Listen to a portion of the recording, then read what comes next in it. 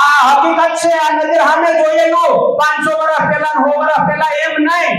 મારે સંતોનું વર્ણન એટલા માટે કરવું પડે છે કે આજે આપણી ત્રીજી આંખ નથી એટલે સંત દેખાતા નથી. સાહેબ, પરિસ્થિતિનું નિર્માણ એવું થયું, 9 મહિને દીકરાનો જન્મ થયો અને ભત્રીજીને ત્યાં, અને એમનો એકનો એક દીકરો છે ને સાહેબ, એક બ્રહ્મદીન થઈ ગયો. આ નજર સામેનો વિષય. 8 દીકરીઓને બધાને ગ્રેજ્યુએશન કરાવ્યું અને કડિયા કામ કરી અને પાંચમ દર મહિનાને ઉજવે છે સાહેબ. સાંખડાવદર, જુનાગઢ જિલ્લાનો સાંખડાવદર એક ગામ છે સાહેબ. એક ઉગમ ફોજની અંદર આપણે એમ કહીએ છીએ કે પહેલાના સંતો થઈ ગયા પરચા આપતા જે કરતા, પણ આ નજર સામેનું છે. 2020 ની અંદર બાપા જીવણ બાપા એટલે જે બાપા એવા છે મૂળજી બાપા, એના પિતાશ્રી ઉગમ ફોજની અંદર હતા. સતત એટલા મસ્ત બલગાઈ પુરુષ સાહેબ, અને જીવંત સમાધિ લીધી 2020 ની અંદર. બેરજો મારીને કે કાલે હું જવાનો છું એમ.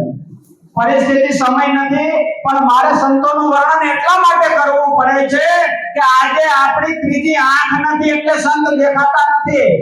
નકર પેલા કરતા વધારે છે, પણ ત્રીજું નેત્ર નથી એટલે સંત શું કહેવાય એની ખબર પડતી નથી. તો એ મૂળજી બાપા એના દીકરા છે જીવણ બાપા, સમાધિ લીધી. મૂળજી બાપાને સાહેબ 8 દીકરીઓ. થોડો હું સમય લઈશ આપનો કહેવા માટે, એનું હું હિસ્ટ્રી છે. સંત પરચા ના આપે પણ ત્રીજું નેત્ર જોઈએ. 8 દીકરીઓ ને એક જ દીકરો. મોટા ભાઈની દીકરી આવી અને ભત્રીજી થાય, બાપાને ત્યાં સમાધિ ઉપર આવીને રડવા માંડી. આ હકીકત છે, આ નજર સામે જોયેલું 500 વર્ષ પહેલા 100 વર્ષ પહેલા એમ નહીં. રડતી હતી એટલે બાપાએ કીધું કે બેન તું શું કામ રડે? કે કાકા મારે 7-8 વર્ષથી લગ્ન થયા, હારું મારે કઈ સંતાન નહીં. અરે બટા કે આપણું જગત જ આમાં છે. બાપાએ એવું કીધું. તારે હું કરવું છે? સદગુરુના દેશની અંદર કુદરત જે રીતે આપે એમાં આનંદ માણો. જેટલું તમને મળવાનું છે એટલું જ મળવાનું છે સાહેબ, એનાથી વધારે મળવાનું નથી. જેટલું નથી લખ્યું એટલું ક્યારેય મળવાનું નથી. છે એ જવાનું નથી, પછી ડખો છે નો. એટલે બાપાએ એવું કીધું કે બટા તું રડ ને. એમ વધારે દીકરી રડી ગઈ, કારણ કે સ્ત્રીનો દુશ્મન હંમેશા સ્ત્રી જ હોય છે. આ સિદ્ધાંત ત્યાં લાગુ પડે. દીકરીને બહુ ટોર્ચર કરતા હતા એટલે મૂળજી બાપાને કીધું કે બધા એક કામ કર, બાપાની સમાધિ ઉપર જો સાકરનો પરો પીડો ને એમાંથી એક સાકરનો ટુકડો ખાઈ લે, અને 9 મહિના પછી તારું સંતાન છે ને પગે લગાડવા આવે, પછી ઘરે જજે.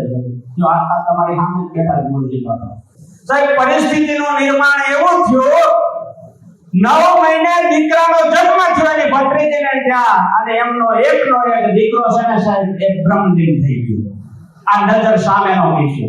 એટલે દીકરીને આવવું પડે બેસવા માટે. હવે દીકરાનો જન્મ થયો, આવે કઈ રીતે? મહિનો 2 મહિના થયા એટલે કાકાને મળવા આવે કે કાકા હારું એક જ ભાઈ તો નામ થયું કે કે બટા આપણે જે ધાર્યું તો સદગુરુએ કરી દીધું, તો મોજ કઈ કોઈ મત કર ને હું મોજ કરું. સાહેબ આ સંતો આજે હાજર છે, આપણું ત્રીજું નેત્ર નથી એટલે દેખાતું નથી. સરસઈની અંદર આલા બાપા થઈ ગયા. હું અહીંયા અમૃતાબાના ફળિયાની અંદર ખાટલાની અંદર બેઠો તો ત્યારે તમે બધા ખાટલા ઉપર બેસતા હતા. એ કનુભાઈ, ડાયાભાઈ, જેઠાભાઈ ના અમારી બધી જૂની ટોળકી કહેવાય ને. હવે એ સમયે આલા બાપાએ મને ફોન કર્યો, વિજય ક્યાં છો? મેં કીધું બાપા હું છું ને દેલવાડ ગાંધીનગર ની બાજુમાં છું. મને કે કાલ અમારે વિદાય લેવાની છે સાહેબ. આ નજર સામેનો ખેલ. મેં કીધું બાપા હું તો 400 કિલોમીટર દૂર છું, કઈ રીતે આવું? તો મને કે જય ગુરુદેવ. હવે છેલ્લા આપણા સદગુરુ સાહેબ. મેં કીધું બાપા સદગુરુ સાહેબ તમે જાઓ ત્યાં મારી જગ્યા રાખજો એટલે ફરી મળી લેવું. તે હસતા હતા સાહેબ. બીજા દિવસે બ્રહ્મલીન થઈ ગયા. આ સંતોની દ્રષ્ટિ આપણી પાસે નથી એટલે દેખાતા નથી, નકર હાલ અહીંયા હાજર છે. આ મૂળજી બાપા છે ને કડિયા કામ કરે છે એટલી ઉંમરે. 8 દીકરીઓને બધાને ગ્રેજ્યુએશન કરાવ્યું અને કડિયા કામ કરી અને પાંચમ દર મહિનાને ઉજવે છે સાહેબ. પરિસ્થિતિ કેવી છે અહીંયા જઈને જોઈ આવ્યો છું, અને જોઈને સાહેબ એકવાર તો આપણું આમ દિમાગ કામ કરતું બંધ થઈ જાય કે આ સંતો હું કરી રહ્યા છે. એટલે ખૂબ ખૂબ આભાર ગુરુદાસ બાપુનો.